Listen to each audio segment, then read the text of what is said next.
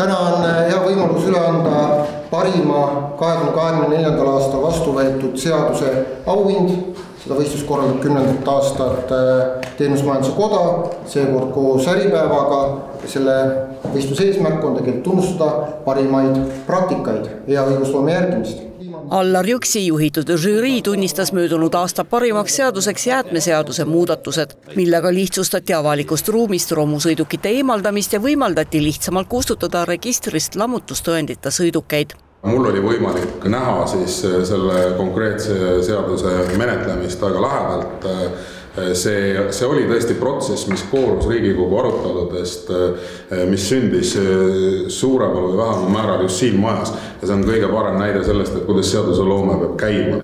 See protsess iseenesest tähendas seda, et me väga palju kohtumisi organiseerisime, erinevate osapooltega käisime ise ka nii vanarava kokkuostus kui ka romulates, selleks, et seda pilti üldse endale ette saada, et mis siis on ikkagi juhtunud selle ligi 300 000 autoga, millest 230 000 on kas peatatud kandega või siis mingi muu kandemuutusega, ehk siis ajutiselt registrist kustutatud. Ja väga suur osa nendest autodest tegelikult on kas lammutatud, müüdud edasi lihtkirjaliku müügilepinguga ja omanik ei tea ammu enam sellest, kuhu see auto on lõpuks sattunud, kas tagavarasadeks metalli kokku osta või sõidab kuskil. Kuid kõigi nende mitmesaja 000 auto eest oleksid inimesed pidanud hakkama maksma automaksu. Ja ometi parandatud jäätmeseadus aitas Mait Klaassenil isegi osadest sõpradest ilma jääda. Ja ei eita keskkonnakomisjoni esimeeski, et vaidlused olid tulised.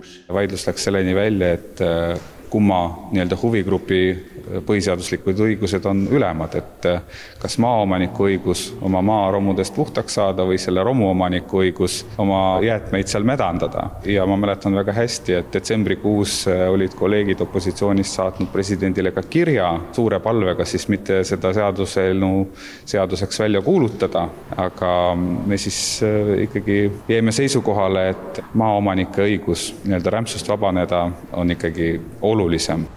Sellest, miks eelmise aasta parim seadus on muudetud jäätmeseadus, me kuulsime nüüd põhjalikult, aga ikka pole sõnakestki räägitud, mis on siis eelmise aasta halvim seadus. No loodame, et seda saladusloori kergitab Allar Jõks. Halvimaks seaduseks Teenusmajanduse Koja ja Äripäeva poolt korraldatud võistlusel kuulutati kogu see julgeoleku maksupakett, kus oli sees siis käibemaksu tõstmine, ettevõtte kasumimaksu tõstmine ja ka automaks. Pärast seda on selgunud, et õiguskantsler on automaksu vaidlustanud vastuolu tõttu põhiseadusega. Uue valitsuse moodustamise käigus on ka öeldud, et sellest ettevõtte kasumimaksust kui Eesti maksusüsteemi nagu lihtsust hävitavast eelnõust ka loobutakse.